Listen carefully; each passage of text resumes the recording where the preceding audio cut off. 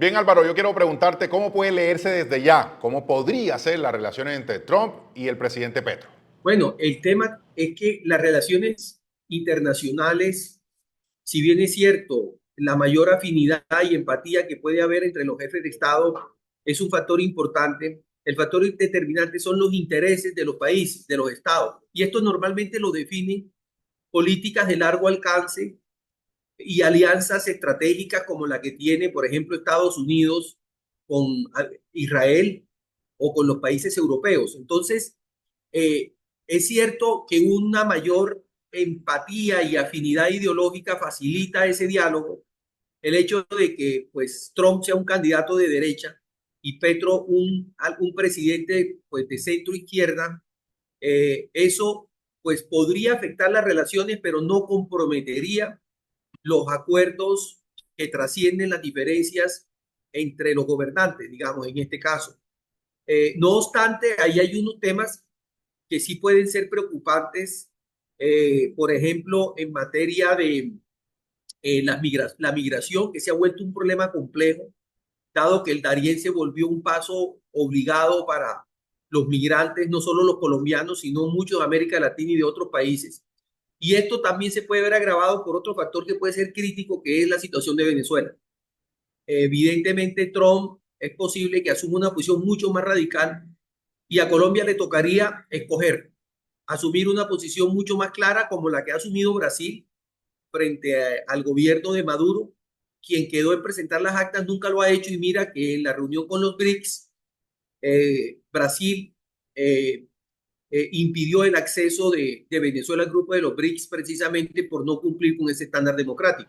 El gobierno colombiano ha dicho que, por ejemplo, quiere renegociar el TLC con los Estados Unidos. ¿Qué podría esperar la presidencia o el gobierno del presidente Gustavo Petro con esa propuesta versus la postura que tiene el eventual o el próximo gobierno de Donald Trump de, por ejemplo, relocalizar las empresas que se han ido a Asia, por ejemplo, y ponerlas aquí en América Latina, en México, y que Colombia, por su posición geográfica, puede tener un rol preponderante en esa relocalización? Pero, digamos, ¿cómo podría tejerse eso? Sí, o sea, el acuerdo de libre comercio entre Colombia y Estados Unidos, como Bill Clinton lo advirtió en sus memorias, son acuerdos que a veces terminan beneficiando a las economías más grandes, que tienen una mayor oferta de bienes, de servicios.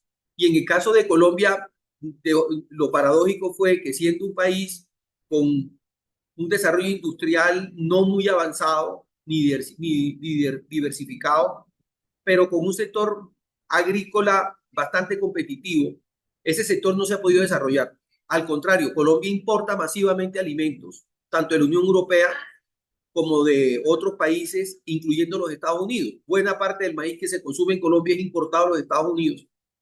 Y en ese, cuando uno hace un balance de los resultados del acuerdo de libre comercio, han sido más los beneficios para los Estados Unidos que para Colombia. Pero, digamos, los momentos económicos están cambiando. Ahora la confrontación que hay entre Estados Unidos y China, como tú bien lo mencionabas, está induciendo una relocalización de la producción industrial de industrias americanas que se deslocalizaron a China, pero ahora eso pues parece que ya llegó a su término y necesariamente tendrán que reubicarse. Y en la medida en que Colombia, por la proximidad que tiene a Estados Unidos, la cercanía, la alianza estratégica y sobre todo el acuerdo de libre comercio, eso sería favorable. Ahora, una negociación de esas no es como Petro la dice, ¿no? Porque efectivamente es un acuerdo entre estados y si los dos estados no están de acuerdo, pues no es fácil renegociarlo. Y sobre todo porque no se contaría, en caso de que Estados Unidos se oponga, pues la única opción que habría sería dar por terminado el acuerdo, que eso sería nefasto para Colombia, ¿no? Y por último, Álvaro, yo quiero preguntarte por el tema del cambio climático, que la protección por el medio ambiente ha sido una de las banderas del gobierno del presidente Gustavo Petro. ¿Cómo podría eso enfrentarse frente a la visión de Donald Trump? Bueno, Trump, hay que recordar que sacó a Estados Unidos del, pues, del Acuerdo de París, que fue el que estableció las normas en materia de toda una política ambiental a nivel global.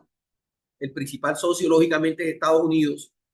pero después llegó Biden, reintegró a Estados Unidos y ahora estamos en como un momento de transición. Ciertamente no es viable ni sostenible acelerar, renunciar, digamos, a la energía convencional. Estados Unidos es el mayor productor mundial de petróleo, por encima de Arabia Saudita.